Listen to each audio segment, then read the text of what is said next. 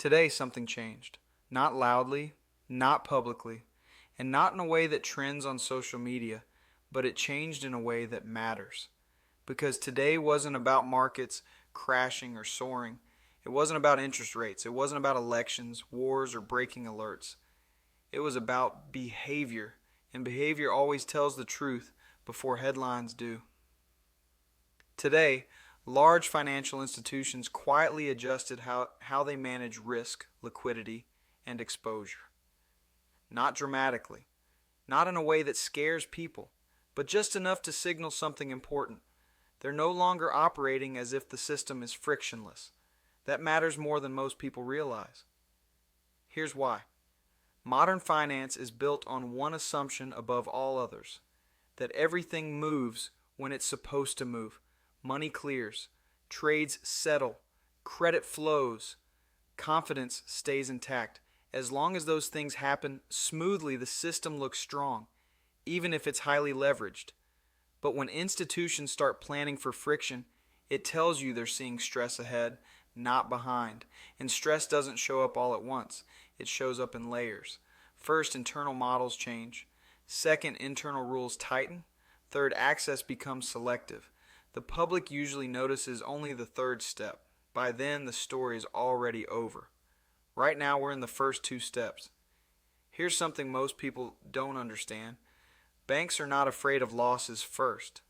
They're afraid of timing mismatches. They're afraid of a moment when too many obligations come due at once, while assets can't be liquidated fast enough without damage. That's why liquidity matters more than value in the short term. And that's why today's quiet adjustments matter. At the same time this is happening, something else is quietly getting worse. The world is more financialized than ever before. That means more promises, more derivatives, more paper claims, layered on top of the same underlying assets. One asset, many claims. This works beautifully in calm times. It fails spectacularly under stress. And here's the uncomfortable truth. Most people don't actually own assets. They own claims on claims. A claim on a bank, a claim on a fund, a claim on a custodian, a claim on a clearinghouse. Each layer assumes the one beneath it performs perfectly. That's fine until one doesn't. This is why institutions prepare quietly.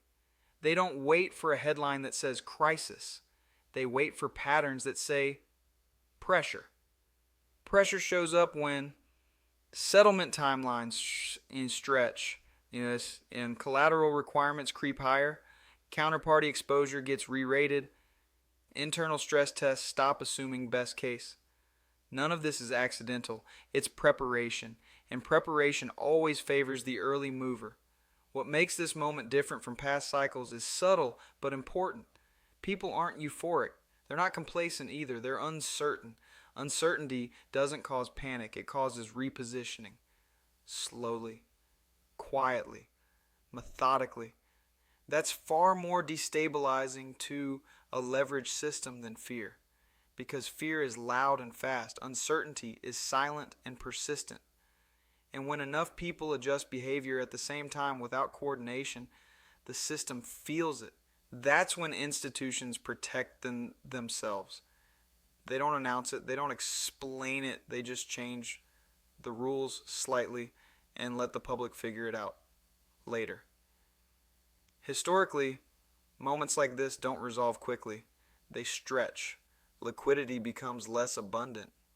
Access becomes more conditional. Confidence becomes more fragile. And eventually, a catalyst appears. Not necessarily something big, just something poorly timed. That's how stress becomes visible. But by then, the positioning's already done. This isn't about predicting collapse. It's about understanding structure. Strong systems don't rely on trust alone. They rely on balance. And highly leveraged systems depend on people not asking too many questions at once. So here's the question worth sitting with. If the institutions close to the system are quietly preparing for friction, what are they seeing that you're not being told yet? And more importantly, are you watching headlines or are you watching behavior? Because behavior always moves first. We'll keep paying attention to the shifts that don't make the news and explaining what they mean before everyone else is forced to learn the hard way. Stay observant. Stay grounded. The quiet moments are where the truth lives.